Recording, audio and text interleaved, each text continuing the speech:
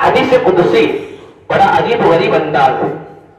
اللہ تعالیٰ کل بندے کو بلائیں گے، ایک انسان کو، مجھ کو اور آپ کو، اور اللہ کہیں گے یا ابن آدم مرضت فلم تعودنی، آدم کے بیٹے میں بیمار پڑا تھا، تو نے میری مزاج پرسی نہیں، میرا خیال نہیں رکھا، مجھے کبھی پوچھنے نہیں آیا. بندہ کہے گا پروردگار انت رب العالمین، آپ رب العالمین ہیں، آپ تو عیب سے پاک ہیں، بیماری تو عیب ہے، میں آپ کی بیمار پرسی مزاج پرسی کیسے کرتا؟ اللہ کہیں گے میرا فلاں بندہ بیمار تھا، تو نے اس کا خیال نہیں کیا، اگر تو اس کا خیال رکھتا تو اس کی جزا، اس کا ثواب میرے پاس پاتا، مجھے اس کے پاس پاتا. اللہ کہیں گے استطعمتک فلم تطعمنی، میرے بندے میں دھوکا تھا، کھانا مانگا تھا، تو نے مجھے کھانا نہیں دیا. اللہ تو کھانے سے پاک ہے، میں تجھے کیسے کھانا دیتا؟ میرا بھلا بندہ بھوکا تھا، اگر تو اس کو کھانا کھلاتا تو مجھے وہاں پاتا.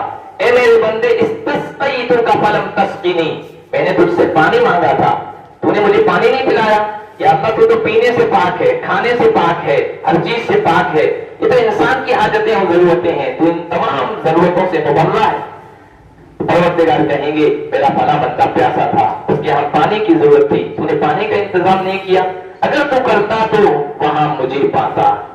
اسی لیے حالی مرحوم نے بڑے عجیب انداز سے سمجھایا ہے کہ انسانوں کی خدمت کرو، اللہ تمہاری خدمت میں رہے گا، اللہ تمہاری ضرورتیں پوری کرے گا. خدا رحم کرتا نہیں اس بشر پر، نہ ہو درد کی چوٹ جس کے جگر پر، کسی کے کر آفت گزر جائے سر پر، بڑے غم کا سایہ نہ اس بے اثر پر، کرو مہربانی تم اہل زمین پر، خدا مہرباں ہوگا عرش بری پر.